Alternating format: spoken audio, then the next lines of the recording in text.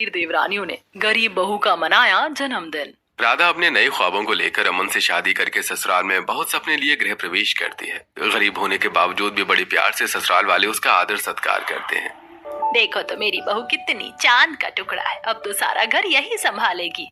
सावित्री तेरी छुट्टी हो गई, तुझे घर का एक काम करने की जरूरत नहीं। तेरी बहू है ना, तुझे अपने हाथों से गरम गरम चाय बनाकर पिलाएगी, स्वेटर बनाकर पहनाएगी। अरे अब तो मेरे मजे ही मजे हैं। लेकिन बुरा मत मानियो सावित्री, तेरी बहू तो दहेज में कुछ लाई नहीं, क्या ये इतने गरीब घर से आई है? अरे सरिता बहू, मेरी बहू सर्वगुण संपन्न है ना, तो मुझे गरीब और पैसे से कोई मतलब नहीं है। और वैसे भी अब तो ये मेरे घर की लक्ष्मी है, मैं ऐसे विचारों को नहीं मानती। सही है भाभी जी, चलिए शादी हो गई, हम सभी अपने घर चलते हैं। ठीक है नारायण भाई साहब। हाँ, ध्यान से जाना और फोन कर देना। माँ जी की ये बात सुनकर ऐसा लग रहा है सभी ससुराल वाले मुझे बहुत प्यार करते हैं। गरीबी से उन्हें कोई फर्क नहीं पड़ता, तभी तो उन्होंने रिश्तेदारी में आंटी का मुंह बंद कर दिया। कभी सोचा नहीं था इतने बड़े ससुराल में मैं घर की बड़ी बहू बनकर आऊंगी। और प्यारे प्यारे चार चार देवर हैं, सास ससुर हैं, ननद है। कुछ दिनों में मेरा जन्मदिन आने वाला है, पता नहीं क्या होगा। हो सकता है ये मुझे कहीं हनीमून पर ले जाए, बर्थडे सरप्राइज दे या कोई महंगी सी चीज दे। अरे भाभी, किन ख्यालों में खो गई हो? भैया कब से अंदर चले गए, आप भी आ जाओ। हाँ हाँ। सभी लोग अपने अपने कमरे में चले गए थे। राधा भी चली जाती है, पति से बात करने की कोशिश करती है, लेकिन वो सो जाता है। अगली सुबह खूब बन ठन कर राधा शाही पनीर, कढ़ाई पनीर, मलाई कोफ्ता, पूरी, कचौड़ी, चावल, गाजर का हलवा इत्यादि तैयार करती है, जिसकी खुशबू पूरे घर क्या मोहल्ले में फैल गई थी। खाना तो रेडी हो चुका है। मैं बिना खुशी के मारे ठंडे पानी से ही नहा कर आ गई और अब इतनी ठंड लग रही है कि क्या बताऊं। शुक्र है सारा खाना बन गया, टेबल पर लगा देती हूँ। राधा एक एक करके सारा खाना डाइनिंग टेबल पर लगाती है, जिसे खाकर ससुराल वाले अरे ये क्या कर दिया चाप में, इतनी बड़ी बड़ी लौंग कौन डालता है, और दालचीनी का स्वाद भी आ रहा है। अरे बहू पूछ लेती है सब खाना बनाने से पहले, आगे से ऐसा मत करना। सॉरी पापा जी, मुझे पता नहीं था कि आप ये नहीं खाते। कोई बात नहीं, मैं और भी सब्जी बनाई हूँ, आप ये खा लीजिए। कढ़ाई पनीर इसमें नहीं है। ओहो, ये भी अच्छी नहीं लग रही है। कैसा खाना बनाया है भाई? वही तो, क्यों तुझे खाना बनाना नहीं आता? बस एक गाजर का हलवा ही ठीक लग रहा है। क्या बात कर रही हो मम्मी पापा, अच्छा तो खाना बनाया है, बस ये पापा को लौंग दालचीनी नहीं अच्छी लग रही है। हाँ, बाकी तो ओवरऑल सारा खाना भाभी ने बहुत बढ़िया बनाया है। चुप करो तुम दोनों, तुम्हें खाने के बारे में कुछ पता है? मुझसे ज्यादा पता है। कोई बात नहीं माँ जी, आप मुझे बता देना कि कैसे खाना बनता है, मैं अब से वैसे ही मसाला डालकर खाना बनाया करूंगी। ठीक है, जा गर्म पूड़ी लेकर आ। और गाजर का हलवा भी गरम कर लो, ठंडा हो गया है। अब राधा गरम पूड़ी और गाजर का हलवा दे जाती है। जैसे वो सबके खाना खाने के बाद खुद खाने बैठती है, तब सावित्री, अरे राम रे, अरे मेरे पाँव में बहुत दर्द हो रहा है। अरे ओ कुलक्षणी गरीब नवाज, कब से आवाज दे रही हूँ, आती क्यों नहीं है? आ गई माँ जी। क्या हुआ कि बच्ची दिखाई नहीं देता? मेरे पैर में दर्द हो रहा है, ठंड से वैसे ही परेशान हूँ। सरसों के तेल की गरम मालिश कर मेरे पैरों में। जी माँ जी, अभी करती हूँ। तब राधा एक आवाज पर सरसों का तेल गरम करके अपने सास के पैरों की मालिश करती है। ज्यादा दर्द हो जाने पर उसके हाथ पर सास मार देती है। माँ जी मुझे लग गई तो अब क्या मैं तेरी मालिश करूं? आराम आराम से कर, वरना कान के नीचे रख दूंगी। जी माँ जी। सावित्री के इस बिहेवियर से राधा की आंखों में आंसू आ जाते हैं। वो सहन जाती है और सह भी जाती है। चारों देवर और पति का टिफिन पैक करने के बाद सावित्री 10 काम बताती है, जिसके बाद उसे अपना खाना खाने का मौका नहीं मिलता। और दोपहर में सबको खाना खिलाने के बाद तब राधा खाना खा पाती है। रात को राधा फूल देकर अमन से बात करने की कोशिश करती है, तब अमन उस फूल को फेंक देता है। अरे क्या है तुम्हें, ऑफिस से थका हारा काम करके आ रहा हूँ, मेरे साथ ये सब चीज मत करो। I don't like this. चुपचाप सोने दो, सुबह जल्दी भी उठना है। और हाँ, खाने में कटहल की सब्जी, पराठे और बथुए का रायता बना लेना। जी ये सब तो मैं कर दूंगी। मैं जानती हूँ आप बहुत थक गए हैं, लेकिन हमने कल से बात कहाँ की है? जब तक बात नहीं करेंगे एक दूसरे को जानेंगे कैसे? मैं ना आपका पैर दबाते दबाते बात कर लेती हूँ, ये तो ठीक रहेगा? नहीं, मुझे तुमसे कोई बात नहीं करनी। सोचा था एक अच्छे घर की अमीर लड़की मेरी बीवी बनेगी, उसके साथ चलने में मुझे स्टैंडर्ड फील होगा, लेकिन तुम तो बेकार निकली, गरीब कहीं की। प्लीज मेरे साथ नॉर्मल रहो। क्या मतलब अमन जी, आप इस शादी से खुश नहीं है या मैं गरीब हूँ इसलिए? हाँ, दोनों लाइट बंद कर दो और मुझे सोने दो। यहाँ राधा का दिल टूट जाता है। अगली सुबह जल्दी उठकर वो पति का पसंदीदा खाना बनाती है। तब भी अमन ज्यादा खुश नहीं होता और सावित्री पल्लवी सर्दी में उसे परेशान करके काम करवाते हैं। भाभी कल मुझे अपनी सहेली के घर जाना है, मेरा स्वेटर गंदा हो रखा है, इसे अभी धोकर सुखाओ ठीक तरीके से। लेकिन इतनी सर्दी में ये धोकर कैसे सूख जाएगा कल तक पल्लवी? धूप भी तो नहीं आ रही है, तुम कोई और स्वेटर पहन जाओ, वॉशिंग मशीन भी नहीं है। हाँ तो अपने मायके से दहेज लेकर आना चाहिए था ना आपको, तभी तो वहां से वॉशिंग मशीन आती, फिर तुम आराम से कपड़े धो लेती। लेकिन चिंता मत करो, तुम जिस घर में आई हो वो गरीब नहीं, हमारे पास ऑलरेडी वॉशिंग मशीन है, जल्दी जाकर धो दो। और हाँ, कपड़े हाथ से ही धोना, लेकिन उसे ड्राई मशीन में करना। सुन लिया ना तूने? और इसके बाद मेरे सर में तेल डाल देना और मूंगफली भून कर लाइयो। जी माँ जी। फिर राधा ठंड में कांपते हुए ठंडे पानी से पल्लवी का विंटर कोट धोती है और मशीन में ड्राई कर देती है, जिसके बाद सास के लिए रसोई में मूंगफली भून कर देती है और सावित्री खाते खाते सिर की मालिश करवाती है। ऐसे ही दिन गुजरते हैं। घर के सभी लोग राधा के गरीब होने की वजह से उसके साथ बदतमीजी से पेश आते हैं। घर का सारा काम करवाते हैं, बेचारी ठिठुरती बहुत है। वहीं पति कभी कभी अपना काम निकलवाने के लिए उससे प्यार से पेश भी आ जाता था, जिससे राधा के मन में एक उम्मीद सी थी। एक बार सास एक तरफ बेटी का स्वेटर दिलाती है, लेकिन बहू को शॉल तक नहीं दिलाती। शादी के 15 दिन बाद उसका जन्मदिन आता है। भले इतने दिन में ससुराल में जो भी हुआ वो सब एक तरफ, और कल मेरा ससुराल में पहला जन्मदिन है वो एक तरफ। मुझे पूरा विश्वास है ये तो जरूर मेरे लिए गिफ्ट लेकर आएंगे, और माँ जी पापा जी ने कुछ सोचा होगा। कल का दिन मेरे लिए बहुत खास होने वाला है। भगवान जी मुझे खूब सारा आशीर्वाद देना। अब सो जाती हूँ। फिर राधा सो जाती है। अगले दिन जल्दी उठकर नई साड़ी पहनकर, सुंदर से जेवर पहनकर, पाठ पूजा करके, आंखों में नई चमक उम्मीद के साथ राधा खाना बनाती है। आखिर आज उसका जन्मदिन जो था, लेकिन तभी राधा कितनी धीमी है तू, अभी तक चाय नाश्ता क्यों नहीं लेकर आई, और आज इतना बन ठन कर लाल परी बनकर कहाँ जाने को बैठी है? बस माँ जी ला ही रही थी मैं आपके लिए ब्रेड पकौड़े, धनिया की चटनी और भी बहुत कुछ बनाया है। आशीर्वाद दीजिए माँ कि आज मेरा जन्मदिन है। ओहो, तभी इतना महारानी बनकर घूम रही है, लेकिन तू इस घर में नौकरानी ही रहेगी, समझी? अब जाकर नाश्ता लगा दे। राधा को सावित्री की बातों का एक बार फिर बुरा लगता है। वो जैसे ही रसोई में जाती है कि नंद देखकर, अरे भाभी आज तो बड़ी सर दर्द रही हो, कोई खास दिन है क्या? अच्छा तुम जैसे लोगों के भी जन्मदिन होते हैं क्या? जाओ जाओ रसोई में जाओ और ठंड में गरम गरम पकौड़े बनाकर खिलाओ, यही आपका जन्मदिन है। राधा के गले में शब्द अटक गई। अपनी आंखों को छुपाए सबको खाना परोसती है और चटनी लेने के बहाने फिर रसोई में आती है। मैंने सोचा था आज के दिन तो माँ जी मेरी गरीबी का मजाक नहीं उड़ाएंगे और ना ही पल्लवी, लेकिन मैं गलत थी। जानने के बावजूद भी उन्होंने मुझे विश नहीं किया, पर क्या पता ये सब नाटक कर रहे हो, शाम तक शायद कुछ हो जाए।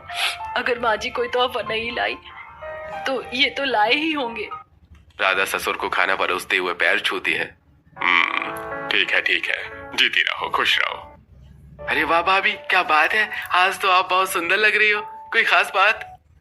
हाँ, आज भाभी का ससुराल में पहला जन्मदिन है, जोर शोर से मनाना चाहिए। बर्थडे नहीं मनाया जाएगा इस गरीब का इस घर में। ये क्या रकम लेकर आई है अपने घर से? इतनी बड़ी हवेली को सजाने के लिए, लोगों को बुलाने के लिए पैसे लगते हैं, ये नहीं कि इसकी माँ की तरह गरीब लोगों की तरह दावत करा दी। माँ ऐसे मत बोलो। अगर भाई माँ ऐसे नहीं बोलेंगी तो कैसे बोलेंगी? अरे बड़ी सी पार्टी नहीं करते, छोटी सी पार्टी तो कर ही सकते हैं। आखिर भाभी का पहला जन्मदिन ससुराल में है। जब मैंने बोल दिया कि कोई पार्टी नहीं होगी, मतलब कोई पार्टी नहीं होगी, ना छोटी बड़ी ना मोटी पतली। हाँ ये गरीब भाभी इसी के लायक है। मेरा खाना हो गया, जल्दी से खाना पैक कर दो, मैं कमरे से फाइल लेकर आता हूँ। राधा को पल पल सारे शब्द चुभ रहे थे। टिफिन पैक करने के बाद वो कमरे में जाती है, लेकिन अमन एक नजर तक उसको नहीं देखता और बिना बर्थडे विश किए अपना टिफिन लेकर चला जाता है और राधा फूट फूट कर रोती है। हाँ मैं इतनी बुरी हूँ भगवान जी, सुबह सुबह मेरे ससुराल में मेरे देवर को छोड़कर किसी ने भी मुझे विश नहीं किया। मेरे खुद के पति भी जल्दबाजी में यूं ही चले गए। उदास मन से राधा घर की सफाई करती है, कपड़े धोती है, ससुर के लिए स्वेटर बुनना लगती है। इतने में शाम हो जाती है। अमन के जल्दी घर आते ही एक बार फिर राधा को उम्मीद होती है। उसके सामने खड़ी हो जाती है और अमन, ऐसे पुतले की तरह मेरे सामने क्या खड़ी हो गई हो? हाँ, मैं तुम्हारे बर्थडे के लिए कोई तोहफा नहीं लेके आया हूँ, मैं भूल गया था। जाकर गर्मा गर्म चाय बनाकर लेकर आओ, बहुत सर्दी लग रही है। और हाँ मम्मी पापा, मैं मिठाई लेकर आया हूँ, मिठाई खा लो। राधा तुम भी खा लो। लगता है गिफ्ट नहीं लाए तो मिठाई खिलाकर ही विश करेंगे। जी खाती हूँ। बेटा किस खुशी में तो मिठाई लेके खिला रहा है बहू के जन्मदिन पर? अरे नहीं, वो मुझे नया प्रोजेक्ट मिला है और टेंडर भी पास हो गया इसी खुशी में। बड़ी आई थी भैया के हाथ से अपने जन्मदिन की खुशी में मिठाई खाने वाली। बस ये सब देखने के बाद उस रात वो अपने कमरे में चुपचाप रोती रही और सिर्फ रोती रही और 2 घंटे में सोकर फिर उठ जाती है। सब कुछ भूलकर नौकरानी की तरह अपने ससुराल में काम करती रहती है। सिर्फ देवर ही थे जो कभी कभार उसे खुश कर दिया करते थे या उसके परवाह करते थे, वरना घर में सब ऐसे ही थे। 2 साल बीतने के बाद जल्दी चारों देवर का रिश्ता अमीर घर की लड़कियों से जुड़ जाता है। घर में शादी की चहल पहल होने लगती है, लेकिन ससुराल वाले जेठानी को कामों में उलझा कर रखते हैं। वो इस वक्त ढेर सारी मिठाई बना रही थी। अरे ओ कम्बख्त, अभी तक तुझे 5 मिठाई तैयार नहीं हुई और बाहर मेहमानों के लिए चाय पकौड़े कौन भेजेगा? बस माँ जी ला रही हूँ, ठंड हो रही है ना, लड्डू बन नहीं पा रहे, जल्दी जप रहा है और चाय भी बन गई है, बस पकौड़े सेक कर ला रही हूँ। आप मेरी थोड़ी सी मदद के लिए पल्लवी को भेज दीजिए। ओ भाभी, मेरे को कोई काम धंधा नहीं है क्या? मेरे हाथों में मेहंदी लगी हुई, मेरी फ्रेंड जा रखी है, मुझे उनके साथ फोटो खिंचवानी है, अपना काम खुद करो। राधा को सुनाकर सावित्री और पल्लवी चली जाती हैं। वो ठंड में ठिठुर कर राधा एक तरफ लड्डू बनाती है, दूसरी तरफ पकौड़े और फिर मेहमानों को परोसती है। शादी में भी उसे नजरअंदाज किया जाता है। 2 दिन बाद चारों देवरानियां शादी करके घर में आती हैं। सास अमीर होने की वजह से बहुत ग्रैंड स्वागत करती है। धुआं निकलता है, गुलाब के फूलों की बारिश होती है। चारों बहू को सोफे पर बिठाकर पास में हीटर चला दिया जाता है। तू नजर ना लगे मेरी चारों बहू को। बहू, तुम्हें ठंड तो नहीं लग रही? हीटर और तेज करूं, गरम शॉल या कंबल ले आऊं? नहीं नहीं माँ जी, हीटर जलने से ठीक नहीं लग रहा है। हाँ माँ जी, आप चारों में से कोई भी अपनी इकलौती नंद के लिए कुछ नहीं लाया क्या भाभी? लाई हूँ मैं, ये देखो डायमंड ब्रेसलेट। वाह भाभी, थैंक यू सो मच। हम भी तुम्हारे लिए कुछ लाए हैं, लेकिन कल देंगे। हाँ, कोई बात नहीं भाभी, चलेगा। आप चारों कम से कम मेरे लिए कुछ लाई तो हो। एक बड़ी भाभी है, कुछ भी नहीं लेकर आई मेरे लिए। क्यों? उन्होंने क्यों नहीं दिया? अरे बहू, तू भी किसकी बात करी? इतनी गरीब है वो, कहाँ से कुछ देगी मेरी बेटी को? 1 रुपए खर्च नहीं किया शादी में उसने। माँ जी, मैं कॉफी बनाकर ले आई हूँ, देवरानी जी पी लीजिए। थैंक यू दीदी, आप कॉफी लेकर आ गई। इतनी ठंड में कॉफी पीने का ही मन कर रहा था। ठंड लग रही है, लेकिन गरम गरम कॉफी पीकर भी मजा आ रहा है। माँ, सारी रात अपनी बहू की तरह हमें भी यहीं बिठाओगी क्या? हाँ तो ऐसा करो, तुम सब जाओ, मैं भी आराम करता हूँ। इन सास बहू को जब सोना होगा सो जाएंगी। सब सोने चले जाते हैं, लेकिन सावित्री देर रात तक बहू से शादी का सामान निपटने को कहती है। तब बेचारी 2 बजे ठंड में कांप कर सोती हैं। अगले दिन चारों अमीर देवरानी की पहली रसोई की रस्म होती है, लेकिन सावित्री वहां पर भी गरीब बहू को नीचे दिखाने के लिए चारों बहू से कुछ नहीं बनवाती और उसकी जगह राधा से ही सारा खाना बनवाकर टेबल पर लगा देती है। वाह बहू, तुम्हारे हाथ की पहली रसोई का खाना खाकर मजा आ गया। हाँ ये तो है, ये वही खाना जो मैंने अपनी पहली रसोई पर बनाया था। तभी किसी को पसंद नहीं आया और आज अमीर बहू के नाम पर मेरे हाथ का ही खाना पसंद आ गया। बाबू जी, आपको गलतफहमी हुई है, ये खाना हमने नहीं, जेठानी जी ने बनाया है। अच्छा, रोज राधा के बने हुए खाने में नुक्स निकालता हूँ, लेकिन आज दिखावे के चक्कर में छोड़ो। मैं तो खाते ही पहचान गया था राधा भाभी के हाथ का खाना है। हाँ, वो हमने थोड़ा सा कटिंग विटिंग की थी, बाकी खाना जेठानी जी ने ही प्रिपेयर किया है। दिन गुजरते हैं, कड़कड़ाती ठंड और बढ़ने लग जाती है। घर में सभी लोग टीवी देख रहे होते हैं, हीटर चल रहा होता है, मूंगफली फूले खा रहे होते हैं, लेकिन कोई गरीब बहू को नहीं पूछता। तब चारों देवरानी, अरे जेठानी जी, आप क्या रसोई में काम कर रही हो, वो भी इतनी ठंड में? देखो पूरा परिवार बाहर बैठा है, चलो अभी हमारे साथ मूंगफली खाओ, हाथ सेक लो। ठीक है, किसी ने तो मुझे इतनी देर से कभी नहीं बुलाया, लेकिन मेरी देवरानियों को देखो, मेरी फिक्र करती हैं। ऐसे ही जब सावित्री मोहल्ले में से चारों अमीर बहू को शकरकंदी की चाट दिला रही थी, तब कियारा, आहा, वो एकदम चटपटा हो गया। ये खाकर इतनी नींबू डाल रखी है ना, सर्दियों में खाने का ये अलग ही मजा है। अरे हम चारों, पल्लवी और माँ जी यहाँ पर शकरकंदी की छत पर मजे ले रहे हैं और बड़ी जेठानी जी नहीं है, मैं उन्हें लेकर आती हूँ। अरे बहू रहने दे, उस गरीब के लिए थकने की कोई जरूरत नहीं है। हाँ भाभी, उन्हें हमारे मूवमेंट में शामिल मत कीजिए। क्यों माँ जी, वो भी तो इस घर का हिस्सा है ना। इतने में कियारा दूर खड़ी जेठानी की आंखों में आंसू देख लेती है। राधा रसोई में जाती है, कियारा उसे लेकर आती है, लेकिन इतने में शकरकंदी वाला चला जाता है। ओहो जेठानी जी, शकरकंदी वाला तो चला गया, पर कोई बात नहीं, हम चारों आपको अपनी प्लेट से खिलाएंगे। तब चारों अमीर देवरानी अपनी बड़ी बहन की तरह प्यार करके अपनी प्लेट से उसे शकरकंदी खिलाती हैं, जिसे खाकर राधा भावुक हो जाती है। क्या हुआ दीदी, हमसे कोई गलती हुई है क्या? अरे नहीं नहीं, तुम्हारा प्यार देखकर मेरी आंखें भर आईं। इतना प्यार ससुराल में कभी किसी ने नहीं किया ना। कोई बात नहीं जेठानी जी, हम तो हैं ही। देख रही है पल्लवी, ये चारों देवरानी गरीब बहू से कितना चिपक रही हैं। चिपकने तो माँ, आप आग में घी डालने का काम करो, बाकी सब अपने आप हो जाएगा। इस तरह माँ बेटी चारों अमीर देवरानी और जेठानी के बीच गलतफहमी पैदा करने की कोशिश करती है, लेकिन ऐसा हो नहीं पाता। चारों अमीर देवरानियां हमेशा अपनी जेठानी को घर में मेहनत करता हुआ और अपमान सहता हुआ पाती हैं। तब धीरे धीरे आरुषि किचन में मदद करनी शुरू कर देती है।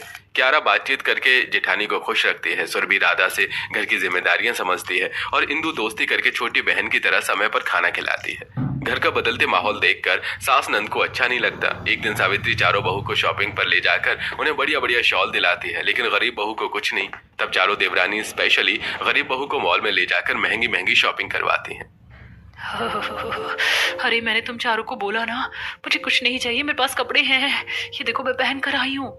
रहने दो दीदी, कितना झूठ बोलोगी, बाहर जाकर बच्चों की तरह दांत खिटखिटा रही हो। पैरों में जुराब नहीं है, स्वेटर भी फट रहा है। आज हम आपको सब कुछ दिलाएंगे। माँ जी को तो आपकी फिक्र नहीं है ना? क्यों चिढ़ती रहती हैं वो आपसे, सिर्फ इसलिए कि आप गरीब हो? लेकिन हम चारों ऐसा कुछ नहीं समझते, आप हमारी बड़ी बहन जैसी हैं और हम छोटे हैं, इसीलिए आपको हमारी बात सुननी ही होगी राधा दीदी। अच्छा बाबा ठीक है, दिला दो। राधा दीदी ये देखो, ये शॉल देखो, आप पर बहुत सुंदर लगेगी, अच्छी है ना? हाँ ये तो बहुत सुंदर है। चारों अमीर देवरानी जब गरीब बहू को शॉपिंग करवाकर घर आती हैं, तब सास, बहू तुम चारों को कोई और आदर्श नहीं मिला? ये राधा ही मिली सीखने को। माँ जी आदर्श तो वही होता है जो बिना बदले सबको अच्छा रखे, राधा भाभी जैसी। अच्छा अब मेरी गरीब भाभी महारानी बनेगी। आप चारों भाभी इतनी मेहनत मत कीजिए। अरे पल्लवी, महारानी तो वो शादी वाले दिन ही बन गई थी, बस ताज पहनाने में आप सब लेट हो गए। सब स्तब्ध रह जाते हैं। राधा ने दिखाया कि अब कोई है घर में उसके लिए आवाज उठाने वाला। देर रात को ठंडा पानी में बर्तन धोने वाली राधा सुबह आराम से लेट उठती है, क्योंकि उसकी चारों देवरानियां रसोई के काम में उसकी मदद करवाती हैं, कपड़े धुलवाती हैं, बर्तन साफ करवाती हैं। सुबह की चाय बनती है। काम बंटने से राधा को आराम मिलता है। ससुराल वाले भी अब उसे कुछ कहने से पहले 4 बार सोचते थे। राधा को विश्वास नहीं हो रहा था कि इतना भी प्यार मिल सकता है। ज्यादा सर्दी से क्यारा सुरभि को सर्दी जुकाम हो जाता है, तो राधा उनके हाथ पैरों की मालिश करती है। अब तुम दोनों को बेहतर तो लग रहा है ना? इसके बाद गर्म दूध पी लेना, ये 2 ड्राई फ्रूट्स खा लेना दोनों, और विक्स लगा लेना, कल तक पक्का ठीक हो जाओगे। दीदी आपके जितना ख्याल तो मम्मी ने भी नहीं रखा जितना आप कर रही हैं हमारे लिए। अरे मैंने तो बस अपनी छोटी बहनों का ख्याल रखा है। राधा के जाने के बाद सुरभि का पति राकेश आता है। अरे सुरभि, अब तो तुम्हारी तबीयत ठीक है ना? अरे बिल्कुल जेठानी जी, मेरा और क्यारा का ऐसे ख्याल रख रही है जैसे मम्मी ने अपने बच्चों का रखती हैं। 2 दिन से तो काफी बेहतर तबीयत है मेरी। काश हम भी उनके लिए कुछ ऐसा कर पाते, जैसे बर्थडे पर सरप्राइज देते। अरे हाँ राकेश जी, उनका बर्थडे कब आता है? हम उन्हें सरप्राइज देंगे। रहने दो, इसकी कोई जरूरत नहीं है। भाभी अपसेट होंगी और शायद अपना बर्थडे भी नहीं मनाएंगी। लेकिन क्यों? अरे क्योंकि वो अपने सेकंड बर्थडे पर भी खुश नहीं थी। माँ ने 2 साल से उनका बर्थडे नहीं मनने दिया। उनका बर्थडे 1 हफ्ते बाद ही है। खैर सो जाओ। तब सुरभि को नींद नहीं आती। वो सुबह अपनी तीनों देवरानी से बात करती है और चारों देवरानी जेठानी से बात करने जाती है। दीदी चिंता मत करो, आपका बर्थडे इस बार हम बनाएंगे और बहुत अच्छा बनेगा। तुम्हें मेरे बर्थडे के बारे में कैसे पता चला? देवर जी ने बताया होगा, लेकिन मुझे नहीं मनाना। पर क्यों दीदी? क्योंकि पिछली बार की तरह मैं आज भी नहीं रहना चाहती। पिछले साल जैसा भी गया हो, लेकिन थोड़ी सी उम्मीद है मेरे दिल में कि इस बार मेरा जन्मदिन ससुराल में अच्छा जाएगा। और ये लगा ली लिपस्टिक, मैं तैयार। राधा बड़े प्यार से खाना बनाकर डाइनिंग टेबल पर लगा देती है, पर तब भी ससुराल वाले बेरुखी से उससे बात करते हैं। माँ इसको देखो, आज फिर मेकअप करके तैयार हो गई, कहीं बाहर जाने का प्लान है क्या? राधा चुप, आंखें नीचे थी। अरे पल्लवी, इन गरीब घर की लड़कियों को ना छोटी छोटी बातों पर भी उम्मीदें होती हैं। अब तक इसे ये नहीं पता चला कि हमारे मन में है क्या। मैं जानती हूँ माँ कि इस बार भी आप मेरा जन्मदिन घर में नहीं मनाना चाहती। मैं भी किसी को कुछ नहीं बोलूंगी। जानबूझकर घर में कोई भी राधा को जन्मदिन विश नहीं करता, सिवाय देवर के। इस बार देवर छुपाकर छत पर पेस्ट्री कटवा देते हैं, जिससे राधा को थोड़ी खुशी मिलती है। वो अमन से बात करने की कोशिश करती है, पर अरे 2 साल की बच्ची हो क्या जो अमन जी अमन जी अमन जी करके मेरे पीछे आ रही हो? अरे बच्चे मनाते हैं बर्थडे, और वैसे भी पैदा होकर तुमने कोई तीर नहीं मार दिया। कर तो घर में झाड़ू पोंछा ही रही हो ना। पति दूसरे कमरे में जाकर सो जाता है। खुद को कमरे में अंधेरा करके मोमबत्ती जलाकर राधा, तुझे ससुराल की खुशी कभी नहीं मिली, यही तेरी असलियत है। किसी ने तुझे विश नहीं किया, लेकिन मैं तुझे करती हूँ। Happy birthday Radha. मोमबत्ती बुझाकर राधा ठंड में जमीन पर सोकर सिसकते हुए रात बिता देती है। भाभी आपने इतना दर्द झेला है, माँ जी की नफरत के पीछे पता नहीं था। लेकिन हमने भी माँ जी को लाइन पर नहीं लाया ना, तो हम भी आपकी देवरानी नहीं। चारों उसके कमरे से चली जाती हैं। आरुषि दीदी, इस वरुण का बर्थडे ऐसे मनाना कि दुनिया याद रखे। और सिर्फ बर्थडे नहीं, भाभी का सम्मान भी वापस दिलाना है। चारों बहू जेठानी के बर्थडे के लिए महंगी साड़ी, सैंडल, गरम शॉल, मेकअप, बहुत सारी शॉपिंग करती हैं। वहीं इसी बीच गरीब बहू ससुर के बीमार होने पर पैरों की मालिश करती है, सास के लिए गोंद का लड्डू बनाती है, पल्लवी के लिए ड्रेस सी कर देती है, पति की फाइल घर छूट जाती है तो नंगे पांव ऑफिस पहुंचाती है, देवरानियों को ठंड में काम करते देखकर मदद करवाने आ जाती है। एक हफ्ते बाद राधा का जन्मदिन आ जाता है। चारों अमीर देवरानियां खूब जोर शोर से हवेली को सजा रही होती हैं। तब ससुराल वाले, क्या जरूरत है इतना करने की? जरूरत नहीं है, हक है भाभी का माँ जी। अरे करने तो सावित्री, कब तक रोकोगी? अरे नहीं, उसका जन्मदिन उसने कभी नहीं मनाया, मत करो ये सब डेकोरेशन। बस जेठ जी, बहुत हुआ। हमें इस घर में आए हुए महज 1-1.5 महीना हुआ होगा, लेकिन इतने में हमें पता चल गया कि आप सब लोग उनके साथ कैसा बर्ताव करते हो। वो इतने अच्छे दिल की हैं, सिर्फ गरीब हैं, तो इसलिए आप लोगों ने उन्हें अंडरस्टिमेट कर दिया। आपको फाइल पहुंचाने के लिए जेठ जी वो नंगे पांव ठंड में दौड़ गई। पापा जी जो बोलते हैं, जैसा बोलते हैं वो वैसा ही करती हैं, वही खाना बनाती है। और माँ जी आपकी तो कितनी बार मालिश की उन्होंने। और पल्लवी तुम्हारे लिए तो ड्रेस भी बनाई थी अभी 2 दिन पहले। और हमें तो माँ की तरह प्यार करती है, ठंड में खाना बनाती है, सब कुछ करती है, फिर भी आपको कदर नहीं है। सिर्फ उनका जन्मदिन नहीं मना सकते? हाँ माँ जी, पापा जी, क्या दीदी को हक नहीं है बाकियों की तरह जीने का? कुछ ही देर में 12 बजने वाले हैं, उन्हें सरप्राइज देना है। आपको नहीं देना तो कोई बात नहीं। और इसमें हम आप चारों के साथ हैं। अरे रुको, मैं भी तुम्हारे साथ आ रहा हूँ। मैं भी पता नहीं क्यों सावित्री की बात सुनी, अमीर गरीब में फर्क किया, जबकि राधा बहू बहुत अच्छी है। मैं उसका जन्मदिन धूमधाम से मनाऊंगा। थैंक यू सुरभि भाभी, आरुषि भाभी, आप चारों ने हम सबकी आंखें खोल दी। माँ आपको भी बदलना चाहिए। तुम सब बिल्कुल ठीक कहते हो। मैं भी राधा बहू का जन्मदिन अच्छे से मनाऊंगी। कहाँ है वो? माँ जी मेरे कमरे में है, मैं उन्हें लेकर आऊंगी, जब तक आपका कमरा रेडी कर देना। क्यारा राधा को उठाने जाती है, इतने में बाकी घर वाले जल्दी से उसका बेडरूम बलून, फूल और कैंडल से, परफ्यूम से अच्छे से डेकोरेट कर देते हैं। जैसे ही राधा कमरे में आती है, पार्टी प्रॉपर ब्लास्ट होता है और सब जोर से happy birthday to you, happy birthday dear Radha, happy birthday to you. मेरा जन्मदिन सब मना रहे हैं, सब। ऐसा कैसे हो सकता? मैं जा रही हूँ। राधा को पुरानी बातें याद आ जाती हैं। वो जैसे ही जाती है, ससुराल वाले कान पकड़कर खड़े हो जाते हैं। माफ कर दे बहू, मैंने तुझे सबसे ज्यादा सताया और तेरा जन्मदिन भी नहीं मनाने दिया, लेकिन आज बहुत जोर शोर से तेरा जन्मदिन मनाऊंगी। मैंने जो अमीर गरीब में फर्क किया है उसके लिए भी मुझे माफ कर दे। पति होने के नाते मैं भी बहुत गलतियां की हैं, मुझे माफ करना राधा, प्लीज। एक नई शुरुआत करते हैं ना। मेरी तरफ से भी कान पकड़कर सॉरी भाभी। भाभी आज आपका नहीं, हमारा जन्मदिन है, क्योंकि आज आपने जन्म लिया था इस घर को संभालने के लिए। ये सुनकर राधा फूट फूट कर रो पड़ी। चारों देवरानियों ने उसे गले लगा लिया।